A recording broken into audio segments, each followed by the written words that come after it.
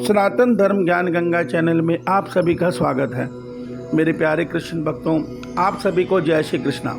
श्री भगवान आप सभी का जीवन आनंदमय, मंगलमय तथा भक्तिमय करें, ऐसी श्री भगवान जी से प्रार्थना है। मेरे प्यारे कृष्ण भक्तों, सनातन धर्म ज्ञान गंगा चैनल में इस वक्त हम लोग श्रीमद् भगवद गीता ज्ञान हिंदी सरल रूप समझ रहे हैं, जिसके तहत हम अध्याय 2 के श्लोक 48 तक सरल रूप में समझ चुके हैं। आज हम उससे आगे कर्मयोग के सिद्धांत को अध्याय 2 के श्लोक 49 में सरल रूप से समझने का प्रयास करते हैं। जय श्री कृष्ण। मेरे प्यारे कृष्ण भक्तों, अध्याय 2 के श्लोक 48 में भगवान श्री कृष्ण जी ने हमें यह गुण ज्ञान समझाया है कर्मयोग के विषय में कि हर मनुष्य को अपने स्वधर्म में का पालन करते हुए लाभ हानि की चिंता से मोह का त्याग करके सदैव सेवा भाव में कर्तव्य कर्म को करना चाहिए।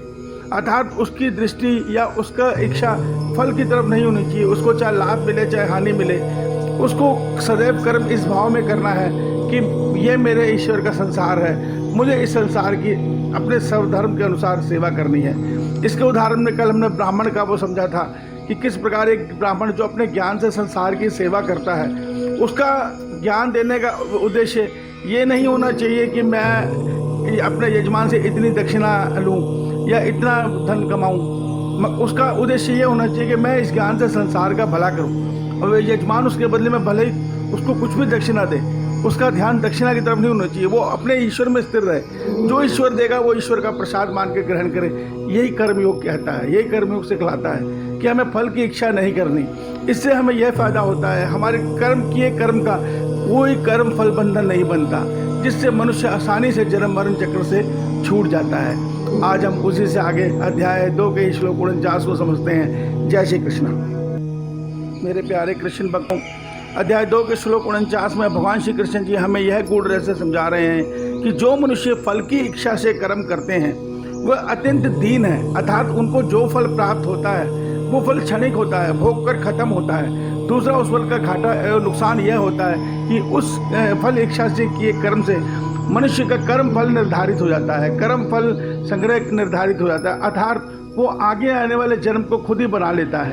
अब जब मनुष्य जन्म लेता है तो उसमें उसको मृत्यु का दुख, फिर जन्म का दुख, फिर जीवन संघर्ष का दुख तो झेलना ही पड़ता है। उसकी ईश्वर से मिलन की जो दूरी है वो एक जन्म और बढ़ जाती है। इसके विपरीत जो निष्काम कर्म है, जो कर्म सेवा भाव में निष्काम भाव से किए जाते हैं, फल में लाभ हानि की चिंता से रहित होकर बिना मोह के किए जाते हैं, ऐसे कर्म का कोई कर्म फल बंधन नहीं होता। और ऐसा मनुष्य कर्म योगी बनकर आसानी से इस जन्म मरण चक्र को तोड़कर ईश्वर को प्राप्त कर लेता है। तो भगवान ने अध्याय 2 के श्लोक 49 में दोनों कर्मों की तुलना की है कि जो मनुष्य सकाम कर्म कर रहे हैं, अर्थात फल इच्छा से भक्ति भी कर रहे हैं, या वेदों बताए में यज्ञ भी कर रहे हैं, या क्रय विक्रय व्यापार भी कर रहे हैं, या किसी का शूद्र बन के किसी की सेवा कर रहे हैं, वो सब मनुष्य अत्यंत दीन है। वो ये नहीं जानते कि उनकी ये फल इच्छा से किए कर्म उनको जन्म मरण चक्र में बांध रहे हैं। भगवान कहीं पे भी कर्मयोग के लिए मना नहीं करते, बल्कि भगवान कर्म को अपने परिवार के लिए सीमित होकर नहीं, बल्कि सारे संसार के सेवा भाव के लिए करने को कहते हैं। भगवान हमें यह कहना चाहते हैं कि तुम इस संसार से मोह क्यों लगा रहे हो? तुम ये शरीर नहीं हो। जब तुम ये शरीर छोड़ोगे तो तुम्हें बहुत दुख होगा, क्योंकि ये शरीर तुम्हारा नहीं है, ये प्रकृति से दिया हुआ शरीर है जो तुम्हें सुख दुख भोगने को मिला है। तो इस सत्य को समझो और कर्म वो करो जो तुम्हारी आत्मा के लिए हैं। इस शरीर से संसार की सेवा करो, अपने परिवार की सेवा करो, इस संसार से, इस शरीर से सबके रिश्ते नाते निभाओ, मगर मन से केवल ईश्वर से जुड़े रहो। यही कर्म योग है। जब हम ईश्वर से जुड़ जाएंगे तो हमें ये संसार ईश्वर का नजर आएगा और हम इस संसार की सेवा भाव में लग जाएंगे। मित्रों, यही कर्मयोग है जिसको हमें समझकर अपने जीवन में ढालना है, अन्यथा हमारे जन्म मरण का चक्र कभी नहीं टूटने वाला। और एक बार हमने जन्म मरण चक्र तोड़ लिया तो हम सदैव के लिए परमानंद में ईश्वर से मिलन कर लेंगे। तो कर्मयोग के इस सिद्धांत को सुनो, समझो और अपने जीवन में मनन करो। जय श्री कृष्णा। बाकी हम आने वाले श्लोक में समझेंगे। श्री भगवान आप सभी का आनंदमय, मंगलमय, भक्तिमय जीवन करें। जय श्री कृष्णा।